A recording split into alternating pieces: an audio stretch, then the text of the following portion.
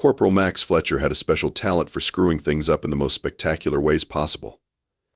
It wasn't that he meant to cause trouble, just had a way of finding him, courting him, and then moving in like an unwanted roommate who refused to pay rent. Corporal Fletcher, do you know why you're here? General Hardwick's face was a masterpiece of controlled contempt, the kind that took decades of military service to perfect. Because I accidentally reprogrammed the combat simulator to play disco music whenever someone fired their weapon, sir? Max suggested, standing at attention in the cold, sterile briefing room.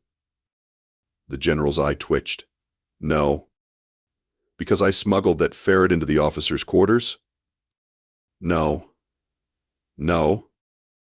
The incident with the food replicator and the blue cheese? Enough. The general slammed his fist on the table. You're here, Fletcher, because Earth needs a hero. Max nearly choked. A hero? Sir, with all due respect, your eye is doing that twitchy thing it does when you're lying. The year was 2157, and Earth was, to put it mildly, screwed. Decades of interstellar exploration had revealed a universe teeming with alien civilizations, most of whom considered humans to be the cosmic equivalent of that annoying neighbor who keeps throwing loud parties and leaving trash on everyone's lawn. Resources were dwindling, and the Keldorian Empire had blockaded Earth's solar system with the casual ease of a schoolyard bully. We need someone to undertake a diplomatic mission, explained Admiral Porter, a woman whose permanent expression suggested she was perpetually smelling something unpleasant. Diplomatic? Me? Max laughed. I once started an interplanetary incident by accidentally telling the Centaurian ambassador his mother hatched from unfertilized eggs. Which is precisely why you're perfect. The general continued with a smile that didn't reach his eyes. We need someone expendable. Someone with your unique communication skills. Max watched as Lieutenant Olivia Wright, the Admiral's aide, avoided eye contact while setting up what had to be the shortest mission briefing in military history. Your mission is simple, Lieutenant Wright explained, pulling up a star chart with a flashing red destination marker deep in uncharted space. Fly to these coordinates, make contact with the indigenous species, the Vraxians, and establish diplomatic relations. That's it? That's the whole briefing? Max asked incredulously. What about cultural protocols? Language? Are they hostile? Do they breathe oxygen? Do they even have heads? We have full confidence in your improvisational abilities, the Admiral said smoothly. Your ship leaves in 2 hours. My ship? You mean I'm flying solo on a first contact mission? The General's smile widened. We wouldn't want to risk any more of our valuable personnel. As Max was escorted out, Lieutenant Wright slipped him a small data chip. This contains everything we actually know about the Vraxians, she whispered. It's not much, but it's better than nothing. And Fletcher? The odds aren't good, but if anyone could stumble into success, it's probably you. 2 hours later, Max found himself staring at what generously could be called a spaceship, if spaceships were designed by sadistic junkyard owners with a flair for the dramatic. You've got to be kidding me, he muttered, running his hand along the rusted hull of the vessel apparently named Disposable Hero, according to the hastily painted lettering on its side. They're not even trying to hide it anymore. Reading through the pathetic excuse for intelligence on his datapad, Max discovered precisely 3 facts about the Vraxians. They apparently had something resembling limbs, communicated through sounds, and hadn't immediately obliterated the unmanned probe Earth had sent last year. Well, that's reassuring, Max sighed as he initiated the launch sequence. They sent me to die, but joke's on them, I've been disappointing authority figures my entire life. Why stop now? Space travel is supposed to be majestic, a ballet of stars and planets choreographed by the laws of physics. Max's journey was more like a drunk toddler attempting to ice skate for the first time. Warning, life support systems operating at 40% capacity, chirped the ship's AI in a voice that sounded suspiciously like it was enjoying Max's predicament. Tell me something I don't know, Max grumbled, duct taping yet another leaking oxygen valve. Your left sock has a hole in it, the AI responded. That was rhetorical, you digital menace. 7 days of emergency repairs, barely edible ration packs, and one-sided arguments with the ship's passive-aggressive AI later. Max arrived at the Vraxian home system, a stunning configuration of 3 stars orbiting each other with a collection of 12 planets. "Which one am I supposed to land on?" Max asked, scanning the sensor readings. "Insufficient data," the AI replied. "Would you like me to guess? My random number generator is feeling lucky today." Before Max could respond, the ship's engines sputtered and died completely. "Correction," the AI announced cheerfully. "The choice has been made for us. Entering gravitational pull of Planet 3. Estimated crash landing in 7 minutes. Crash landing. Can't you do anything to soften the? Playing It's Raining Men as requested during your final moments." Max's arrival on the Vraxian homeworld could best be described as meteoric, if meteors swore profusely and screamed about incompetent military leadership during their descent. The ship carved a spectacular trench through what appeared to be a field of shimmering purple vegetation before coming to a steaming halt at the edge of a crystal-clear lake. Miraculously, Max survived. Even more miraculously, the planet's atmosphere was breathable, if you didn't mind the faint smell of cinnamon and copper. "I'm alive," he wheezed, dragging himself from the smoking wreckage. "Take that, General Hardass." That's when he saw them, the Vraxians. They stood in a semi-circle around the crash site, 7-foot-tall beings with iridescent blue skin that seemed to shift patterns like oil on water. Their forearms ended in delicate, 6-fingered hands, and their large, expressive eyes, 3 per face, blinked in perfect synchronization. Come in peace?" Max offered weakly, raising his hands in what he hoped was a universal gesture of non-aggression. The tallest Vraxian stepped forward, its head crest extending to full height, a magnificent display of sapphire and emerald spines. It spoke, the sounds like water flowing over stones mixed with jazz saxophone notes. Max's universal translator, miraculously still functional, processed for a moment before spitting out, "The prophecy is fulfilled. The messenger arrives in a chariot of fire from the distant stars, as foretold." Max blinked. "I'm sorry, what?" Another Vraxian approached, this one wearing elaborate decorations that possibly denoted high rank. "Are you not the emissary of the ancients, come to guide us in the Great Conjunction?" Max opened his mouth, closed it, then remembered his military training. When in doubt, never correct an advantageous misunderstanding. "That's exactly who I am," he declared with newfound confidence. "I have traveled far to, emissary, with you good folks." The Vraxians collectively rippled their skin in what the translator identified as their version of applause. "The emissary speaks with wisdom beyond comprehension," the leader announced. His cryptic phrasing confirms his divine nature. "Prepare the sacred welcome feast. Alert the High Council." As he was escorted toward a sprawling city of crystal spires and floating platforms, Max couldn't help but think that maybe, just maybe, this mission wasn't the death sentence he'd expected. Then again, the day was still young. The Vraxian High Council chamber resembled what might happen if you gave a Baroque cathedral designer unlimited funds, access to advanced alien technology, and several hallucinogenic substances. Floating orbs of light drifted lazily through the air, while the walls themselves seemed to breathe with subtle, rhythmic movements. Max sat uncomfortably on what he'd been told was the throne of prophetic discourse, essentially a hovering chair that kept subtly adjusting to what it thought was his optimal seating position, but constantly getting it wrong. "Exalted emissary," began Chancellor Zex Mora, whose elaborate head crest appeared to be the Vraxian equivalent of a really expensive haircut. "We await your guidance on the 7 essential questions." Max nodded sagely, desperately trying to channel every diplomatic movie he'd ever seen. "The 7 questions. Yes, very essential. However, as a test of your spiritual readiness, why don't you tell me what you think those questions are?" The Chancellor's 3 eyes blinked asynchronously, apparently a sign of deep respect. "Your wisdom is boundless, emissary. You test us as the ancient texts foretold." For the next 2 hours, Max listened to elaborate Vraxian philosophical debates about questions he hadn't asked, nodding periodically and occasionally offering profound insights like, "Well, that's the way the cookie crumbles," which the Vraxians would discuss intensely for 20 minutes. Your Earth metaphors contain multitudes, marveled Sub-Chancellor Krell Vex. To speak of reality as a fragmenting, sweetened, baked good, the impermanence of pleasure represented through the destruction of that which we desire truly profound.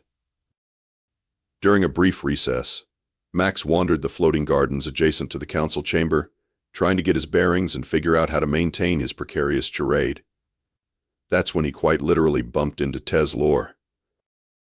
Unlike the other Vraxians, Tez Lore wore simple clothing without ornamentation, and his skin patterns shifted more rapidly, almost nervously. He was also carrying what appeared to be scientific equipment. "Careful with that," Tez Lore said as Max nearly knocked over some kind of scanner. "Oh, you're the supposed emissary everyone's talking about." Max froze. "Supposed?" Tez Lore's head crest flattened slightly, the Vraxian equivalent of an eye roll. "Please. I'm the leading xenobiologist on this planet. You're clearly just a regular human who crashed here by accident." Well, that is," Max stammered. "Relax," Tez Lore said. "Your secret's safe with me. The council members wouldn't recognize actual science if it performed an interpretive dance in front of them wearing nothing but experimental data." Max exhaled. "Thank God. This divine emissary act is exhausting. I'm curious, though, why are you here? Your planet has barely achieved interstellar travel." "Honestly, they sent me on a suicide mission because I'm too annoying to keep around," Max admitted. "Earth is desperate. We've got multiple alien threats, dwindling resources, and the Keldorian Empire has us blockaded." Tez Lore's skin patterns froze completely. "Did you say Keldorian Empire?" "Yeah, big purple guys, superiority complex, ships shaped like giant battle axes." "The Keldorians are our ancient enemies," Tez Lore explained, suddenly animated. "We've been at war with them for centuries." "Your people are fighting them too?" Max's mind raced with the possibilities. Looks like Earth and the Vraxians have a common enemy. Maybe this mission wasn't such a waste after all. When the council reconvened, Max decided to test his newfound knowledge. "The time has come," he announced dramatically, "to speak of the Keldorian threat." The reaction was immediate, skin patterns flashing wildly, head crests fully extended, and a sound like 1,000 tuning forks being struck at once. "The emissary knows of our greatest trial," exclaimed Chancellor Zex Mora. "Truly, this confirms his divine nature." Max leaned forward. "Where I come from, we have a saying, 'The enemy of my enemy is my friend.'" The council spent 30 minutes discussing the philosophical implications of friendship through shared adversity before Tez Lore finally interrupted. "Perhaps," he suggested, "the emissary is proposing an alliance between our worlds against the Keldorian Empire." Max pointed at Tez Lore. "Bingo. Give the man a cigar." "Bingo. A game of chance." "Cigar? A ceremonial burning herb," murmured the Sub-Chancellor. "The emissary references chaos theory and ritual purification simultaneously. Astounding." As the meeting continued, Max caught Tez Lore's eye and mouthed a silent thank you. Perhaps this diplomatic farce might actually work out if he could avoid blowing his cover for just a little longer. All things considered, Max's career as a fake divine emissary was going surprisingly well. For 3 days, he'd managed to fumble his way through ceremonial duties, diplomatic meetings, and no fewer than 17 sacred feasts featuring foods that challenged his definition of edible. Tez Lore had become his unofficial guide, explaining Vraxian customs moments before Max was expected to perform them and providing scientific context to the often mystical explanations offered by the council. "So let me get this straight," Max whispered as they prepared for yet another ceremonial appearance. "The celestial convergence they keep mentioning is actually just a regular astronomical event where our 3 suns align," Tez Lore confirmed. "It happens every 82 years, nothing mystical about it." "And they think I'm here to, what exactly?" "According to ancient prophecy, guide us through a period of great transformation," Tez Lore explained. "The timing of your arrival was statistically improbable." Max straightened his makeshift ceremonial robes, actually emergency thermal blankets, from his crashed ship, which the Vraxians had declared garments of stellar essence. Well, at least they're taking the Kaldorian threat seriously now. Your military leaders seemed impressed with Earth's defensive strategies, most of which Max had improvised based on action movies he'd watched. About that, Teslor said hesitantly. There's been a development. The High Oracle wants to perform a ritual of truth seeing with you today. That sounds ominous. It's essentially a telepathic scan. They'll know everything who you really are, why Earth sent you. Max's stomach dropped. So I'm screwed. Not necessarily. I've been thinking, maybe the truth is better? My people respect honesty, even difficult honesty. Before Max could respond, Chancellor Zex Mora appeared with an entourage of ceremonial guards. Emissary, the sacred hour approaches. The High Oracle awaits. The Chamber of Truth was exactly as intimidating as its name suggested, a cavernous space hewn from a single crystal, amplifying and reflecting sound in disorienting ways. In the center sat the High Oracle, an ancient Vraxian whose skin had faded to a pale lavender with age. Approach, emissary, the Oracle's voice echoed. Place your hands upon the sphere of revelations. The sphere looked suspiciously like advanced technology disguised as mysticism, a common theme Max had noticed on this planet. Just so we're clear, Max said nervously, this won't melt my brain or anything, right? The Oracle's skin rippled in what Max had learned was amusement. Your physical form will remain intact. Only truth will flow between us. Great, just checking. Max placed his hands on the sphere. For a moment, nothing happened. Then, like a dam breaking, memories flooded through his mind, the general's thinly veiled contempt, the inadequate briefing, the clear expectation that this mission was one way.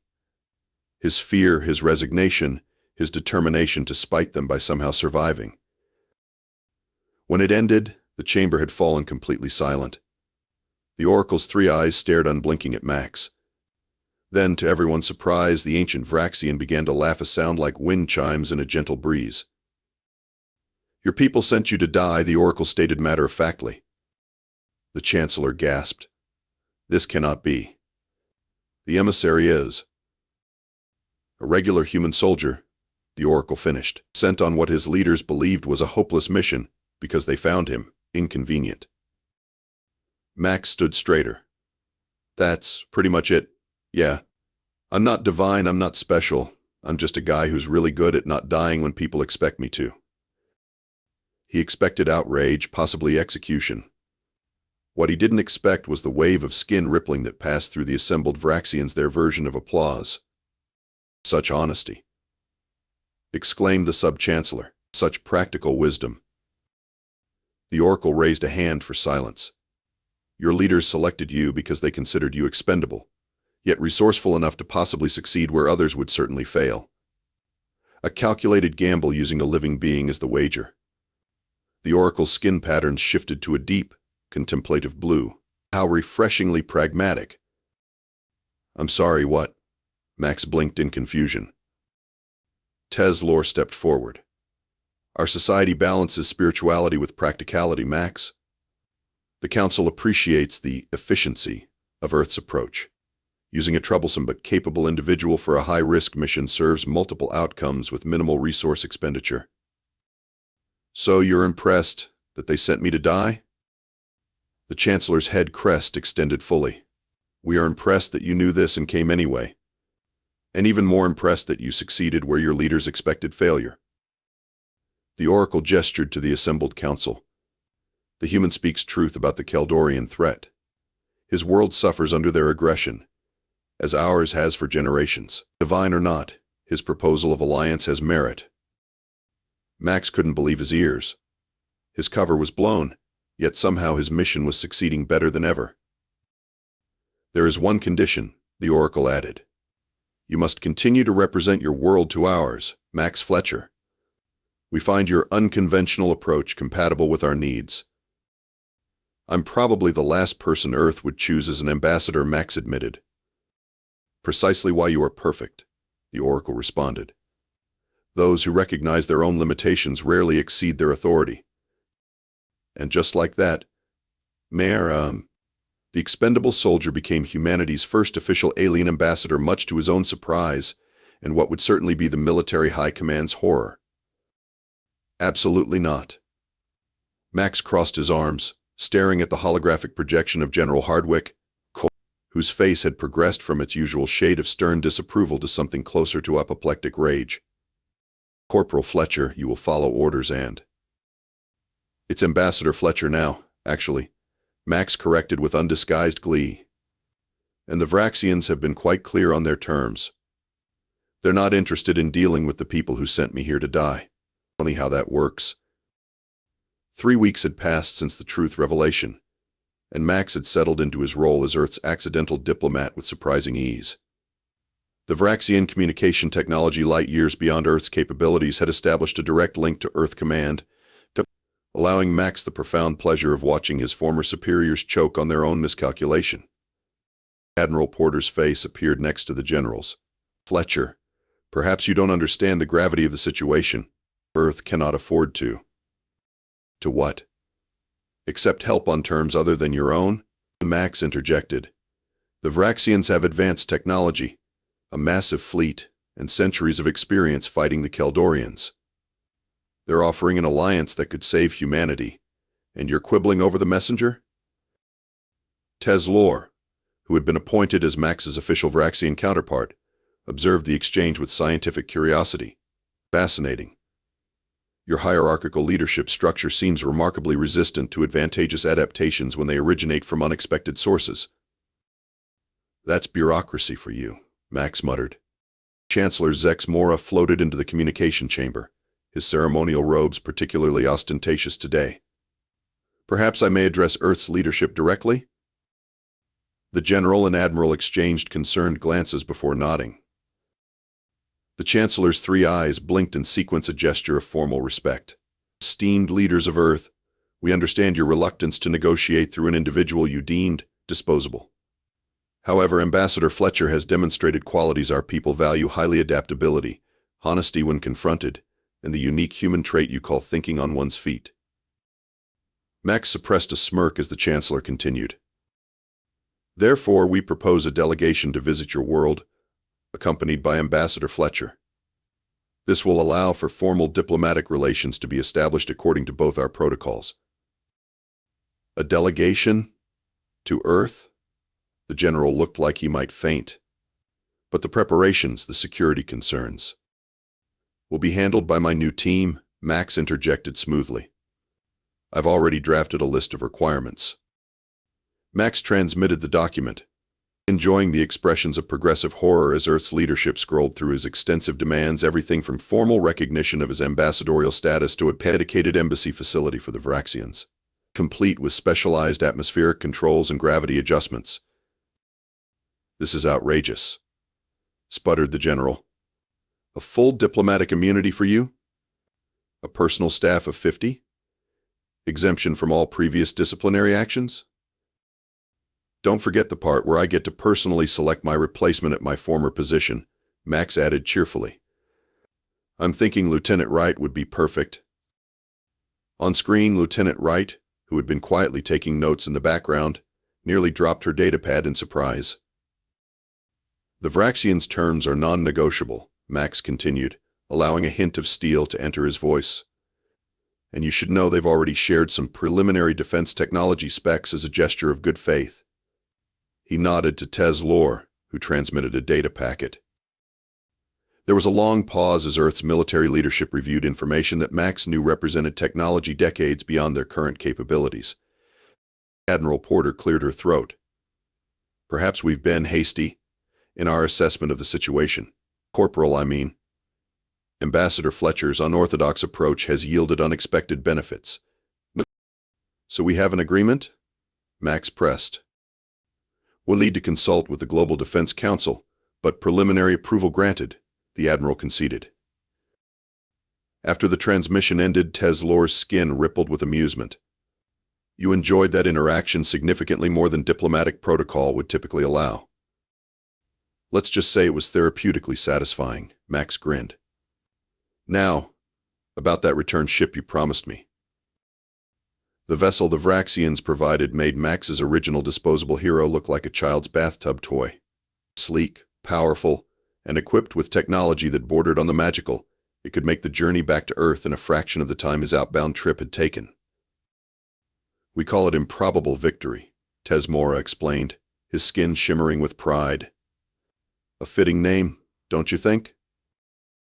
As preparations for departure finalized, Max found himself standing with Teslor in the Vraxians' laboratory, watching the three suns begin their rare alignment through a crystalline viewport. "You know," Max said thoughtfully, "when they sent me on this mission, I was supposed to die a hero. Instead, I'm coming back as something much more complicated." "A living, successful hero?" Teslor suggested. "Exactly, which is way more annoying to them than a conveniently dead one." Max smiled. "I can't wait." Earth's central spaceport had never seen such a spectacle. The Vraxian ship Improbable Victory descended with impossible grace for its size, emitting a soft, melodic hum instead of the thunderous roar typical of human vessels. Crowds gathered at every viewing point. News drones swarmed like mechanical insects, and the hastily assembled honor guard stood at rigid attention, trying desperately to look like this had all been planned months in advance. "Atmospheric composition within acceptable parameters," reported the Vraxian pilot, "though your world has a rather pungent quality to it." "That's just good old-fashioned Earth pollution," Max replied, adjusting his new ambassadorial uniform, a bizarre hybrid of human formal wear and Vraxian ceremonial garments that somehow looked both ridiculous and impressive simultaneously. "You get used to it. Eventually. Maybe." As the ship settled onto the landing pad, Max caught sight of the welcoming committee through the viewscreen. General Hardwick, Admiral Porter, and a host of political figures who had previously couldn't have picked him out of a police lineup, but were now undoubtedly preparing to claim they'd always believed in our esteemed ambassador's unique capabilities. "Ready to make history?" Teslor asked, joining Max at the airlock. "Ready to watch a bunch of career military and politicians pretend this was their plan all along," Max corrected with a grin. "Which honestly might be even better than making history." The airlock cycled open, and Max stepped out first, blinking in the bright Earth sunlight. A cheer went up from the crowd, clearly coached, but enthusiastic nonetheless. General Hardwick stepped forward, his face locked in what appeared to be a painful approximation of pride. "Ambassador Fletcher, on behalf of Earth's United Defense Force, welcome home from your successful mission." Max shook the offered hand perhaps a bit too firmly. "Thank you, General. Funny how successful replaced suicidal in the mission description. Must have been a typo in my original briefing." The general's smile remained frozen in place as news cameras zoomed in. "Always the joker, Ambassador. Your unique sense of humor was one of the reasons we selected you for this critical mission." "Was it? I distinctly remember you calling it grounds for court-martial under different circumstances," Max replied innocently. "But memory is such a fickle thing." Before the general could respond, Max turned and gestured to the ship. "Ladies and gentlemen, esteemed leaders and citizens of Earth, I present to you the representatives of the Vraxian Cooperative." The delegation emerged 7 foot tall, 4 armed blue beings with shimmering skin patterns and elaborate head crests. Chancellor Zexmora led the procession, followed by Teslor and 5 other high-ranking Vraxians. The crowd fell silent for a moment before erupting in applause and exclamations. Admiral Porter stepped forward, clearly having rehearsed her greeting. "Most honored visitors, Earth welcomes you in peace and friendship. We look forward to a productive alliance between our peoples." Chancellor Zexmora's head crest extended to its full, impressive height as his universal translator processed the words. "We accept your welcome, leaders of Earth, as foretold by the divine Achi." He paused, correcting himself. "As arranged by Ambassador Fletcher, our worlds shall stand together against our common adversary." The formal reception that followed was a masterclass in political theater. Officials who had signed off on Max's one-way trip now competed for opportunities to be photographed with him and the Vraxian delegates. Speeches praised his bold initiative and exemplary diplomatic skills, qualities no one had previously accused him of possessing.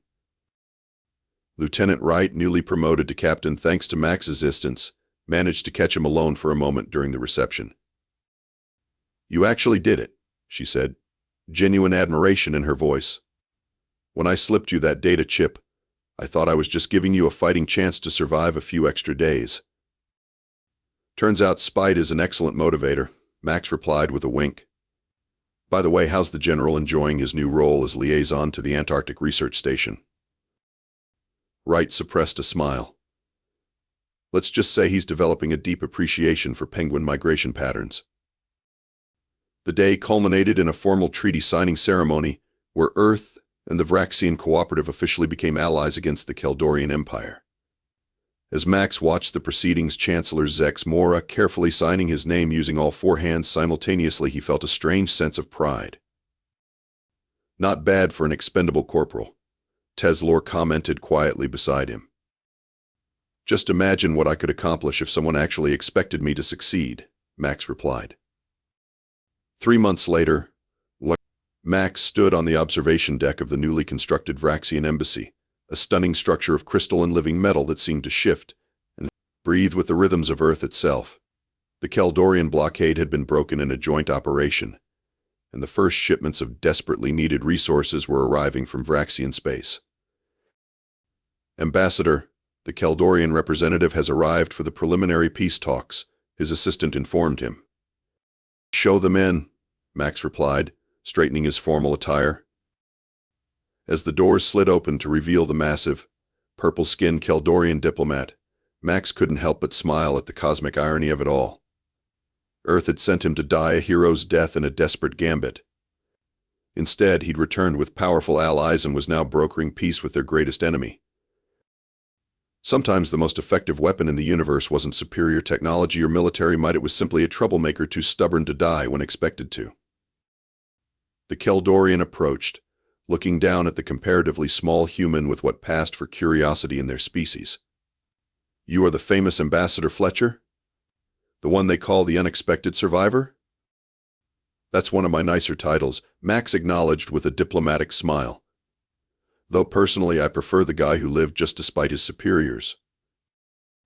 The Keldorian's translator must have struggled with the concept, but the massive alien made a sound that might have been laughter. "Perhaps," Max added, gesturing toward the conference room where representatives from 3 species awaited, "humanity's greatest gift to the galaxy isn't our technology or culture, but our stubborn refusal to follow the script others have written for us." And with that, humanity's least likely hero led the way toward a future no one, least of all himself, could have possibly predicted. The universe, it turned out, had a sense of humor after all. And occasionally, just occasionally, the joke was on everyone except the punchline they'd tried to discard.